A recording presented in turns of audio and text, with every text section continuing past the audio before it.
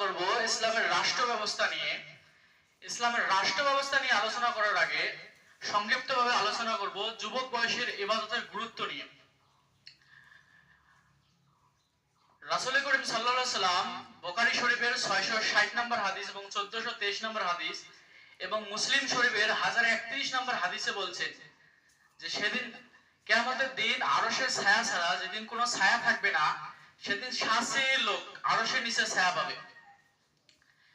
1, ন্যায়পরায়ণ শাসক, ন্যায়পরায়ণ বাদশা, ন্যায়পরায়ণ বিচারক। 2, সেই যুবক যার যৌবনকাল কেটে উঠেছে আল্লাহর ইবাদতে। 3, যার অন্তর মসজিদের সাথে সম্পৃক্ততা থাকে। 4, যে কাউকে ভালোবাসে আল্লাহর জন্য ভালোবাসে, যে কাউকে ঘৃণা করে আল্লাহর জন্য ঘৃণা করে। 5, যদি কোনো যুবককে কোনো উচ্চ বংশের সুন্দরী রমণীয় তাকে জিনার আহ্বান জানায়, প্রেমের প্রস্তাব দেয় এবং সাথে সাথে সে প্রত্যাখ্যান করে বলে আমি আল্লাহকে ভয় করি। 6, যে গোপনে দান করে। 7, যে নির্জনে আল্লাহ স্মরণে চোখের অশ্রু ঝরায়। এই 7 শ্রেণীর লোককে আল্লাহ রাব্বুল আলামিন সেদিন কিয়ামতের আরশের নিচে ছায়া দেবে। তার মধ্যে এখানে 2 নম্বরটা বলা হয়েছে ন্যায়পরায়ণ শাসক, ন্যায়পরায়ণ বাদশা, ন্যায়পরায়ণ বিচারকের পরেই বলা হয়েছে সেই যুবক যার যৌবনকাল কেটে উঠেছে আল্লাহর ইবাদতে, সেই যুবক সেদিন কিয়ামতের আরশের নিচে ছায়া পাবে। আমরা জানি মানুষের মৃত্যুর প্রথম ধাপ হলো কবর। কবরে মানুষকে 3টি প্রশ্ন করা হবে, তোমার রব কে, তোমার দিন কি এবং তোমার নবীকে।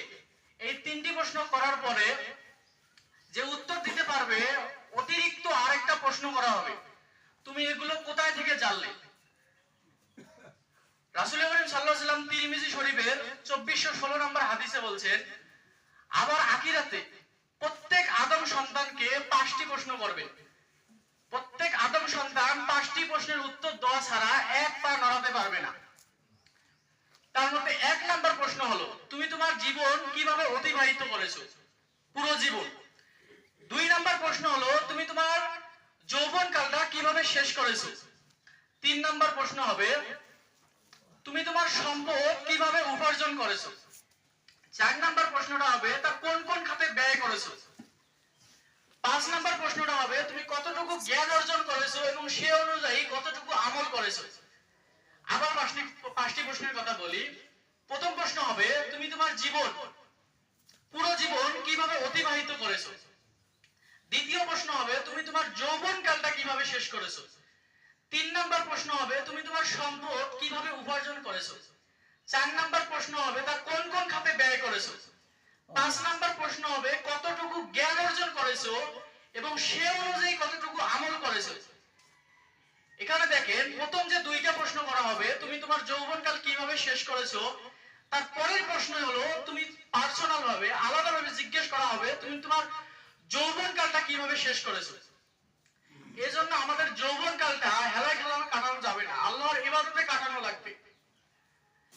এজন্য যৌবনকালের গুরুত্ব দিতে হবে, মূল্যায়ন করতে হবে। রাসূল করিম সাল্লাল্লাহু আলাইহি সাল্লাম বলেছেন 5টি জিনিস আসার আগে 5টি জিনিসের মূল্যায়ন করো, গুরুত্ব দাও। তার মধ্যে 1 নম্বরটাই বলেছে যে বার্ধক্য আসার আগে যৌবনের গুরুত্ব দাও, বৃদ্ধ হওয়ার আগে যৌবনের গুরুত্ব দাও। 2 নম্বরটা বলা হয়েছে অসুস্থতা আসার আগে সুস্থতার গুরুত্ব দাও। 3 নম্বরটা বলা হয়েছে দারিদ্রতা আসার আগে সচ্ছলতার গুরুত্ব দাও। 4 নম্বর বলা হয়েছে ব্যস্ততার আসার আগে অবসরের গুরুত্ব দাও। এবং 5 নম্বরটা বলা হয়েছে যে মৃত্যু আসার আগে জীবনের গুরুত্ব দাও। এজন্য আমাদেরকে যৌবনকালের গুরুত্ব দিতে হবে। আমরা যদি যৌবনকালে যদি গুরুত্ব না দিই সেদিন আখিরাতে আমাদের কাঠগড়ে আল্লাহর কাছে দাঁড়াতে হবে। এবার সেই মূল আলোচনায় ফিরে যাই যে ইসলামী রাষ্ট্র ব্যবস্থা, দিন প্রতিষ্ঠার দায়িত্ব নিয়ে আল্লাহ রাব্বুল আলামিন সূরা 13 নম্বর আয়াতে বলছেন আনাকিমুদ্দিন ওয়ালা তাফাররাকু, তোমরা আল্লাহর রাজ্য আল কোরআনকে প্রতিষ্ঠিত করো এবং এর থেকে বিচ্ছিন্ন হয়ো না। আল্লাহ রাব্বুল আলামিন তার দ্বীনকে প্রতিষ্ঠিত করতে বলছেন এবং এর থেকে বিচ্ছিন্ন হওয়া নিষেধ করেছেন। অর্থাৎ যারা দ্বীন ইসলাম প্রতিষ্ঠিত করতে চায় তাদের সঙ্গেই আমাদেরকে থাকতে হবে, তাদের সঙ্গেই থাকতে হবে এবং তাদেরকে সহযোগিতাই করতে হবে। আর দ্বীন ইসলাম প্রতিষ্ঠা করার মাধ্যমে মানুষকে সব এমন অন্যায় কাজ থেকে বিরত রাখা যায় যা কোরআন শ্রবণের মাধ্যমে সম্ভব না। এই কথাটা ইসলামের 3য় খলিফা বলেছেন যে ক্ষমতা প্রয়োগের মাধ্যমে মানুষকে এমন সব অন্যায় কাজ থেকে বিরত রাখা যায় যা কোরআন শ্রবণের মাধ্যমে সম্ভব না। আব্দুল্লাহ ইবনে আব্বাস রাদিয়াল্লাহু তাআলা আনহু বর্ণিত, রাসূল করিম সাল্লাল্লাহু আলাইহি সাল্লাম বলেছেন যে ইসলাম এবং রাষ্ট্র ব্যবস্থা দুই সহোদর ভাইয়ের ন্যায়। আমাদের প্রিয় নবী হযরত মুহাম্মদ সাল্লাল্লাহু আলাইহি সাল্লাম যুবকদের নিয়ে এক যুব সংগঠন প্রতিষ্ঠিত করেছিলেন, যার নাম ছিল হালাফুল হুজুর, যা আমরা বাংলায় বলি হিলফুল হুজুর। হালাফ অর্থ অঙ্গীকার বা শপথনামা বা চুক্তি, হুজুর অর্থ ভালো কাজ। এই সংগঠনের বাংলা করলে দাঁড়ায় ভালো কাজের অঙ্গীকার বা ভালো কাজের চুক্তি বা ভালো কাজের শপথনামা। এই সংগঠনের মাধ্যমে রাসূল করিম সাল্লাল্লাহু আলাইহি সাল্লাম মক্কার সকল জাহিলিয়াত, অন্যায়, অত্যাচার, জুলুম, নির্যাতন সব দূর করার জন্য দীর্ঘ একটা সংগ্রাম করলেন। কিন্তু রাসূল করিম সাল্লাল্লাহু আলাইহি সাল্লাম সফল হতে পারলেন না। এর কারণ ছিল মক্কার যে সংসদ ভবন, যাকে বলা হতো দারুন নাদওয়া, সেখানে আইন চলতো আবু জাহেল এবং আবু লাহাবের আইন দিয়ে। আল্লাহ রাব্বুল আলামিনের আইন দিয়ে বিচার ফয়সালা করতে না পারার কারণে জাহিলি সমাজ দূর করে, অন্যায় অত্যাচার দূর করে একটা ইনসাফপূর্ণ সমাজ রাসূল সাল্লাল্লাহু আলাইহি সাল্লাম গড়তে পারলেন না। সেই সময় রাসূল সাল্লাল্লাহু আলাইহি সাল্লামের উপর আল্লাহ রাব্বুল আলামিন একটা আয়াত নাযিল করলেন এবং বললেন, হে নবী আপনি বলুন, যে যা আছে সূরা বনী ইসরাইল 80 নম্বর আয়াত, ওয়াজআল্লি মিল্লাতুনকা সুলতানান নাসির, হে আল্লাহ আমাকে রাষ্ট্রীয় ক্ষমতা দিয়ে সহযোগিতা করুন। শুধুমাত্র আমাদের প্রিয় নবী হযরত মুহাম্মদ সাল্লাল্লাহু আলাইহি সাল্লাম তিনি রাষ্ট্রীয় ক্ষমতা চেয়ে সহযোগিতা চান নাই। হযরত ইউসুফ আলাইহিস সালাম তিনিও রাষ্ট্রীয় ক্ষমতা চেয়ে সহযোগিতা চেয়েছিলেন, যা সূরা ইউসুফের 55 নম্বর আয়াতে এসেছে।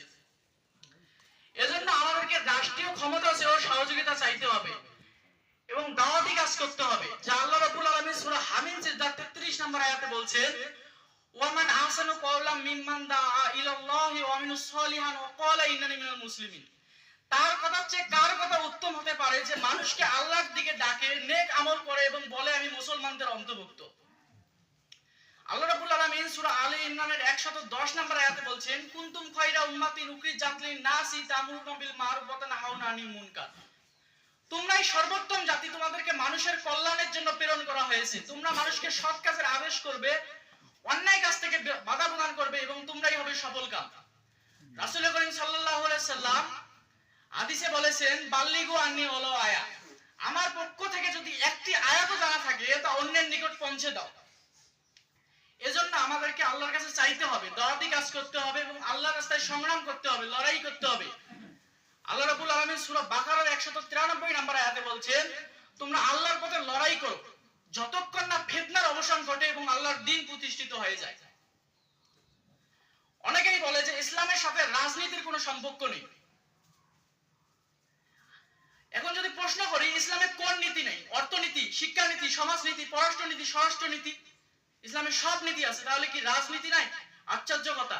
রাসূল করিম সাল্লাল্লাহু আলাইহি সাল্লাম কি 10 বছর রাষ্ট্রপ্রধান ছিলেন না?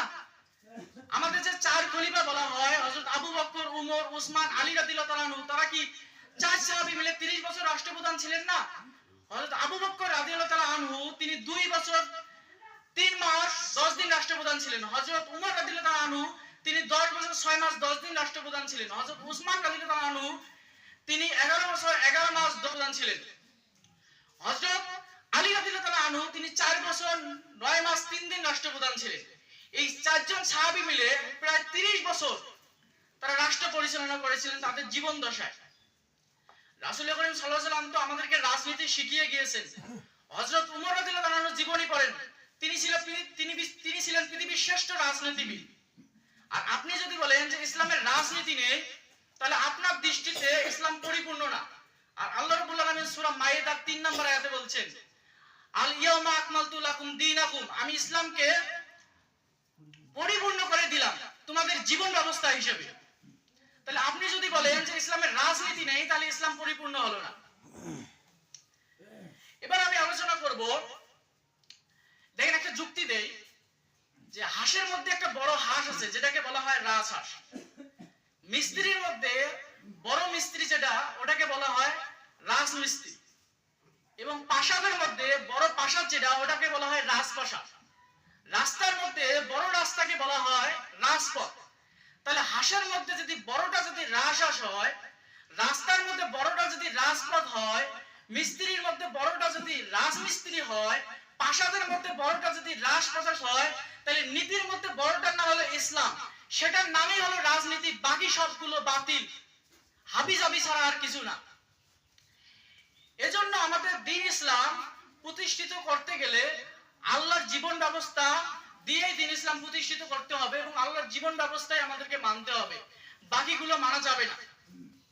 কারণ আল্লাহ রাব্বুল আলামিন সূরা আলে ইমরানের 19 নম্বর আয়াতে বলছেন, ইন্নাদ দীনা ইনদাল্লাহিল ইসলাম, আল্লাহর কাছে একমাত্র গ্রহণযোগ্য জীবন ব্যবস্থার নামই হলো ইসলাম। আল্লাহ রাব্বুল আলামিন সূরা আলে ইমরানের 85 নম্বর আয়াতে বলছেন, যারা ইসলাম ছাড়া অন্য কোন জীবন ব্যবস্থা গ্রহণ করে তা কখনো গ্রহণ করা হবে না এবং আখিরাতে সে ক্ষতিগ্রস্তদের অন্তর্ভুক্ত হবে। আল্লাহ রাব্বুল আলামিন সূরা মাইদার 48 নম্বর আয়াতে বলছেন, আমি প্রত্যেকের জন্য বিধান, শরীয়ত এবং স্পষ্ট পথ নির্ধারণ করে দিয়েছি। আল্লাহ রাব্বুল আলামিন সূরা তওবা 33 নম্বর আয়াতে বলছেন যে তিনি সেই সত্তা যিনি তার রাসূলকে হেদায়েত এবং সত্য দ্বীন জীবন ব্যবস্থা দিয়ে প্রেরণ করেছেন, যাতে করে তিনি সকল বিধানের উপর তার দ্বীনের বিজয় করতে পারেন, যদিও মুশরিকরা তা অপছন্দ করে। এজন্য আমাদেরকে ইসলামী জীবন ব্যবস্থায় মানতে হবে। আর এই ইসলামী জীবন ব্যবস্থা মানতে গেলে, ইসলাম প্রতিষ্ঠিত করতে গেলে অবশ্যই সংগঠনের প্রয়োজন আছে। সংগঠন ছাড়া কখনো ইসলাম প্রতিষ্ঠিত করা সম্ভব না, যা আল্লাহ রাব্বুল আলামিন সূরা আলে ইমরানের 103 নম্বর আয়াতে বলছেন, ওয়াতাসিমু বিহাবলিল্লাহি জামিয়া ওয়ালা তাফাররাকু, তোমরা আল্লাহর রজ্জু আল কোরআনকে সংঘবদ্ধভাবে ধরো এবং পরস্পর বিচ্ছিন্ন হয়ো না। আল্লাহ রাব্বুল আলামিন এখানে আমাদেরকে বলছেন, তোমরা আল্লাহর রজ্জু সংঘবদ্ধভাবে ধরো এবং পরস্পর বিচ্ছিন্ন হয়ো না। এই সংঘবদ্ধভাবে ধরে কোরআনকে আঁকড়ে ধরে যে একটা দল প্রতিষ্ঠিত করতে হবে, তা আল্লাহ রাব্বুল আলামিন তার পরের আয়াতে বললেন, সূরা আলে ইমরানের 104 নম্বর আয়াত, তোমাদের মধ্যে অবশ্যই একটা দল থাকা প্রয়োজন যারা মানুষকে সৎ কাজের আদেশ করবে, অন্যায় কাজ থেকে বাধা প্রদান করবে এবং তারাই হবে সফল কাম। আল্লাহ রাব্বুল আলামিন এইভাবে অসংখ্য আয়াতে তিনি দলের কথা বলেছেন, সংগঠনের কথা বলেছেন। সূরা বাকারা যদি 143 নম্বর আয়াতে পড়েন, ওখানে বলছেন, সূরা আলে ইমরানের 101 নম্বর আয়াত, 103 নম্বর আয়াত, 104 নম্বর আয়াত, 105 নম্বর আয়াত, 110 নম্বর আয়াত, সূরা নিসার 146 নম্বর আয়াত, 175 নম্বর আয়াত, সূরা তওবার 71 নম্বর আয়াত, সূরা হজের 78 নম্বর আয়াত, সূরা মুমিনুনের 52 নম্বর আয়াত, সূরা 13 নম্বর আয়াত, সূরা সফের 4 নম্বর আয়াত, 14 নম্বর আয়াত, সূরা এরকম অসংখ্য আয়াতে বলছেন। সূরা আহজাবের 33 নম্বর আয়াত সহ অসংখ্য আয়াতে বলছেন যে তোমরা দল করো, সেই দলটা হতে হবে ইসলামিক দল। রাসূল করিম সাল্লাল্লাহু আলাইহি ওয়াসাল্লাম বলছেন যে আমি তোমাদেরকে 5টি কাজের নির্দেশ দিচ্ছি, যেগুলো আল্লাহ রাব্বুল আলামিন আমাকে দিয়েছেন। 1, সংগঠনমুখী হবে। 2, নেতার আদেশ মন দিয়ে শুনবে। 3, তার আদেশ মেনে চলবে। 4, আল্লাহর রাস্তায় হিজরত করবে। 5, আল্লাহর রাস্তায় জিহাদ করবে। উমর রাদিয়াল্লাহু তাআলা একটা উক্তি বলি, যা আছে দাইমির 257 নম্বরে। উমর রাদিয়াল্লাহু তাআলা বলেছেন যে লা ইসলামা ইল্লা বি জামাআতি ওয়ালা জামাআতা ইল্লা বি ইমারাতি ওয়ালা ইমারাতা ইল্লা বি বিতাআতি, যে সংগঠন ছাড়া ইসলাম নেই, নেতৃত্ববিহীন সংগঠন নেই এবং আনুগত্য ছাড়া নেতৃত্ব নেই। এজন্য আমাদের অবশ্যই ইসলাম প্রতিষ্ঠিত করতে গেলে 3টা জিনিসের অবশ্যই প্রয়োজন। 1, সংগঠন। 2, নেতৃত্ব বা নেতা। 3, আনুগত্য বা কর্মী। এই 3টা ছাড়া কখনোই আমাদের ইসলাম প্রতিষ্ঠিত করা সম্ভব না। আর আমরা কিভাবে বুঝবো যে ইমানদার সংগঠন, মুমিনদের সংগঠন? মুমিন ব্যক্তি চেনার উপায় সম্পর্কে আল্লাহ রাব্বুল আলামিন সূরা হজের 41 নম্বর আয়াতে বলছেন, আল্লাযীনা ইম্মাক্কানাহুম ফিল আরদি আকিমুস সালাতা ওয়া আতাউজ যাকাতা ওয়া তা'মুরুনা বিল মারুফি ওয়া নাহাউনা আনিল মুনকার। আমি যদি তাদেরকে জমিনে ক্ষমতা দান করি, তারা ক্ষমতায় গিয়েই 4টি কাজ করবে। 1, তারা নামাজ প্রতিষ্ঠিত করবে। 2, তারা যাকাত আদায় করবে এবং তা প্রদান করবে। 3, সৎ কাজের আদেশ করবে। 4, অন্যায় কাজ থেকে বাধা প্রদান করবে। এখন নামাজ প্রতিষ্ঠিত করবে কিভাবে? প্রত্যেকটা শিক্ষা প্রতিষ্ঠান, প্রত্যেকটা প্রশাসন বিভাগ, সংসদ ভবন, সব সেক্টরে নামাজের আইন চালু করতে হবে এবং নামাজের ব্যবস্থা করে দিতে হবে। প্রত্যেকটা শিক্ষা প্রতিষ্ঠানে নামাজের ব্যবস্থা করে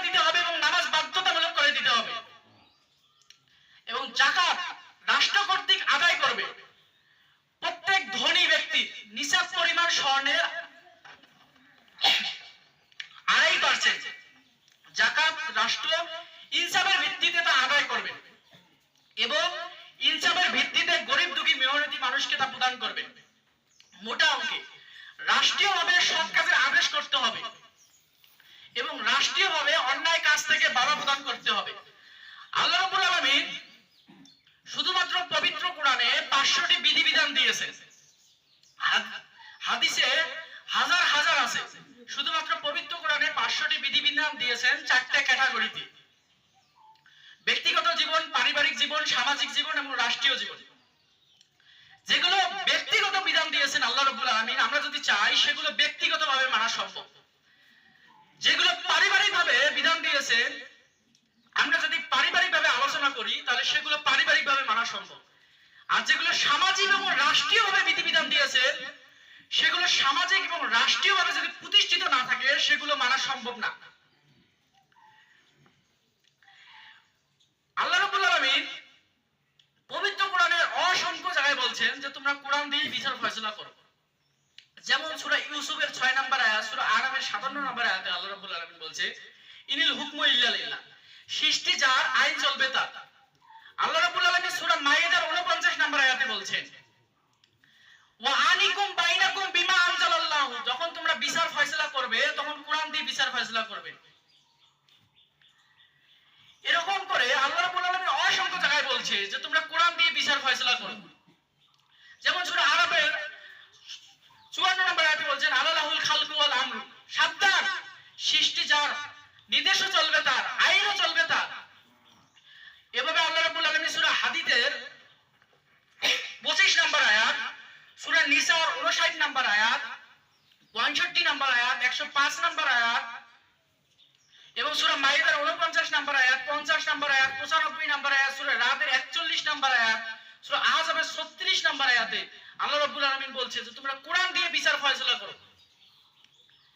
এজন্য আমাদেরকে কোরআন দিয়ে বিচার ফয়সালা করতে হবে। এবার আসি কয়েকটা রাষ্ট্রীয় বিধান বলি যেগুলো রাষ্ট্রের মধ্যে প্রতিষ্ঠিত করতে হবে। একটা রাষ্ট্র পরিচালনার ক্ষেত্রে যতগুলো বিধান প্রয়োজন সবকিছু কোরআন এবং আল্লাহ রাব্বুল আলামিন রাসূল সাল্লাল্লাহু আলাইহি ওয়াসাল্লামের মাধ্যমে হাদিসে দিয়েছেন। এমন একটা বিধান নাই যেগুলো কোরআন এবং হাদিসে নেই। তার মধ্যে কয়েকটা বলি যে আল্লাহ রাব্বুল আলামিন সূরা মাইদার 38 নম্বর আয়াতে বলছেন চোর নারী হোক বা পুরুষ হোক তার হাত কেটে দাও। এখন কি পরিমাণে চুরি করলে তার হাত কেটে দেওয়া যাবে, কি পরিমাণে চুরি করলে তার হাত কেটে দেওয়া যাবে না, কি পরিমাণ চুরি করলে তার শাস্তি হবে না, রাসূল করিম সাল্লাল্লাহু আলাইহি ওয়াসাল্লাম সবগুলো হাদিসে ধারাবাহিকভাবে দিয়েছেন। এমনকি রাসূল করিম সাল্লাল্লাহু আলাইহি ওয়াসাল্লাম বলছেন কেউ যদি ক্ষুধার তাড়নায় খাদ্য ফলমূল চুরি করে তোমরা তার হাত কেটে দিও না। অর্থাৎ এই চোরের আইনটার ধারাবাহিকতা আছে। এই আইনটা কি আমাদের সমাজে বা রাষ্ট্রে প্রতিষ্ঠিত আছে রাষ্ট্রীয়ভাবে? নাই।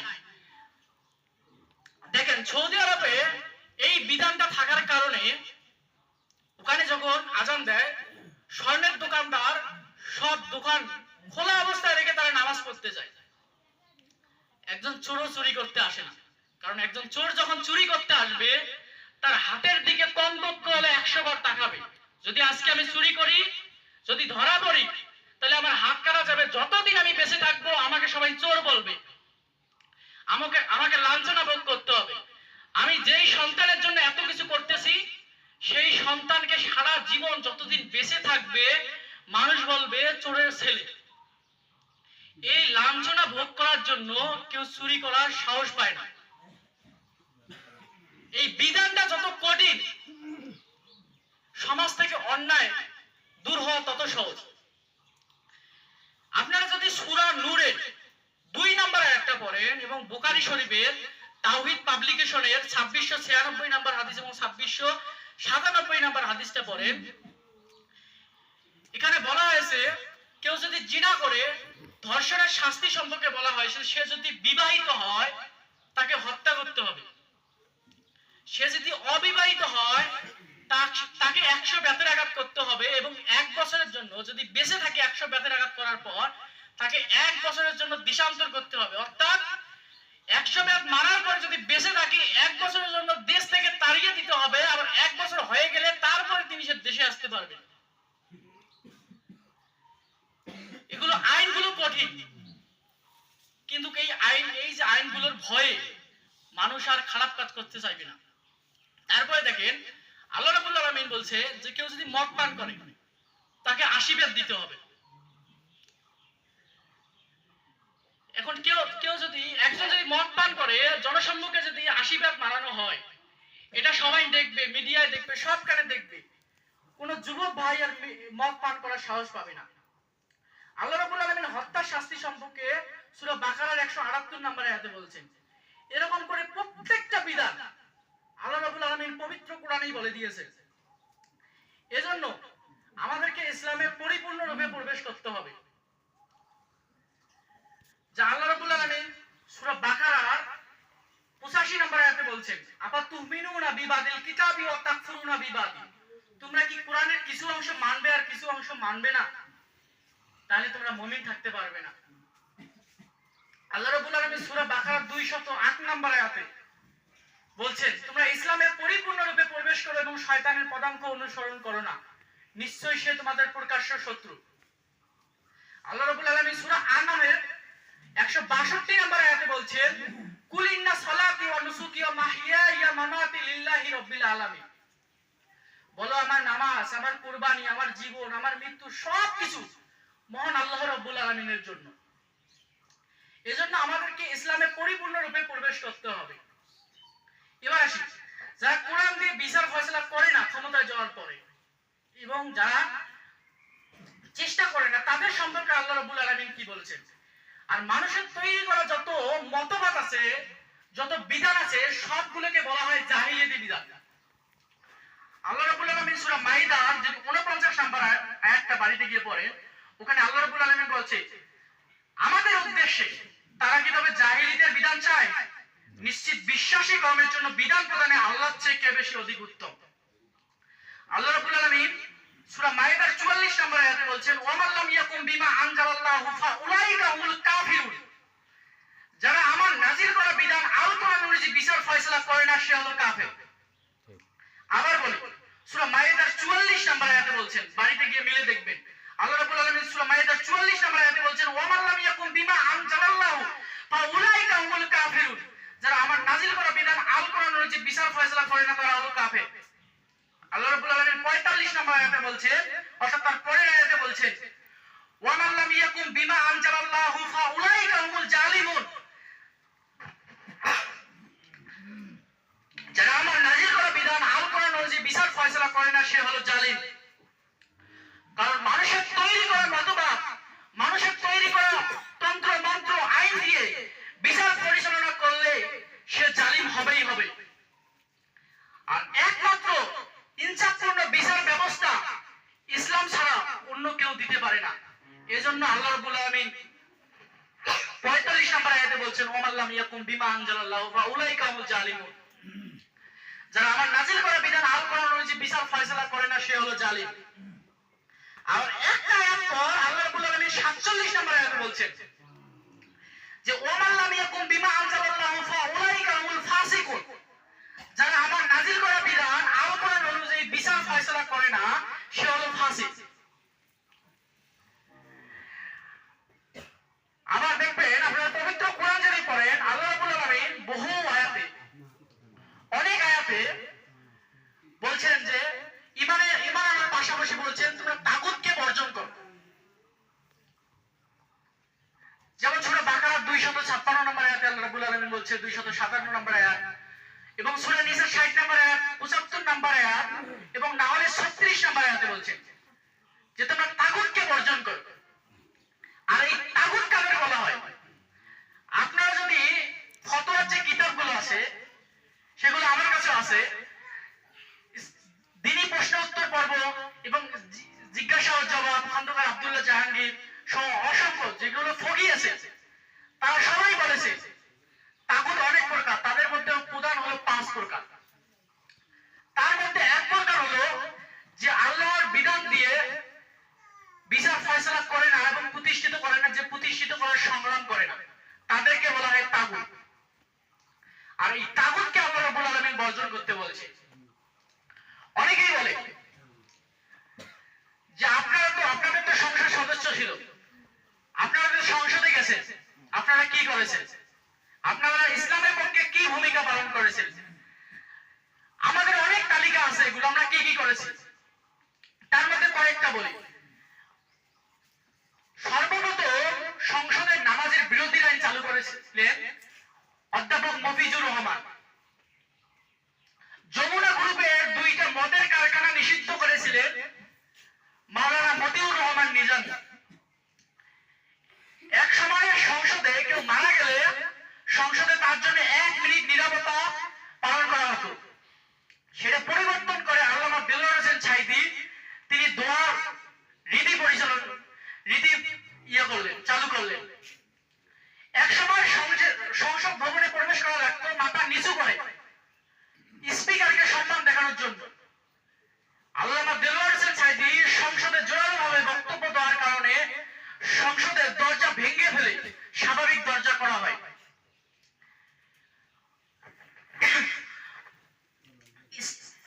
অশ্লীলতা বেহায়াপনা থেকে সমাজকে দূরে রাখার জন্য দিগন্ত টিভি এবং ইসলামিক টিভি প্রতিষ্ঠিত করা হয়েছিল। এরকম অসংখ্য কাজ সংসদে গিয়ে করা হয়েছিল। আপনারা যদি আমাদের কাছে তালিকা চান আমরা দিতে পারবো। অসংখ্য কাজ। অনেকেই বলে যে দোষ না করলে কি জেলখানায় যায়, ফাঁসিতে ঝোলে। তাদের উদ্দেশ্যে কিছু কথা বলি যে বিপদ আসে 3টি কারণে। 1 অপরাধের শাস্তি হিসেবে, 2 গুনাহের জন্য, 3 মর্যাদা বৃদ্ধির জন্য। এখন প্রশ্ন আসতে পারে কিভাবে বুঝবো যে বিপদটা কি কেন আসলো?